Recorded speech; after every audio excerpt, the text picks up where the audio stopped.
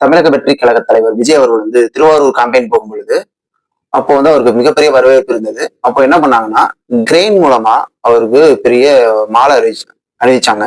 அந்த மாலை அணிவிச்சது அவர் ஏற்றுக்கொண்டாரு. அதுக்கப்புறம் திரும்பவும் திருவாரூரோட கேம்பெயின் பண்ண வேண்டிய இடத்தை நோக்கி போனாரு.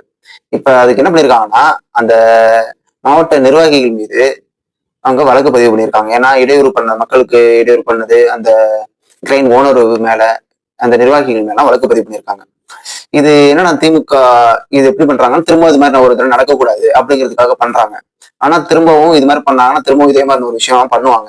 அது வந்து அவங்க ஆளும் ஆட்சிக்கு தெரியுமான்னு தெரியல. ஏன்னா இவங்களே ஆல்ரெடி இது மாதிரி ஒரு விஷயத்த பண்ணிருக்காங்க. அவங்க தான் அந்த விஷயத்தை எடுத்து கொடுக்குறாங்க. ஏன்னா அவங்க வந்து இன்னொரு விஷயம் சேர்ந்து பண்ணாங்க. தமிழச்சி தங்கப்பாண்டியன் அவர்கள் வரும்பொழுது ஜேசிபி மூலமா பூ மாலை கொட்டுறது, கிரெயின் மூலமா மாலை அணிவிக்கிறது, இந்த விஷயத்துக்கெல்லாம் நீங்க எந்த அவங்க மேலாம் நடவடிக்கை எடுத்துட்டீங்களா திமுக அரசாங்கம்?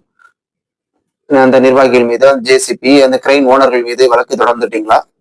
எதுக்கு இது மாதிரியான வேலையை பார்த்துக்கிட்டு இருக்காங்க அப்படிங்கிறது இது வந்து அவங்களுக்கு தான் பின்னடைவா ஏற்படுகிறது புரியுதா இல்லையான்னு தெரியல.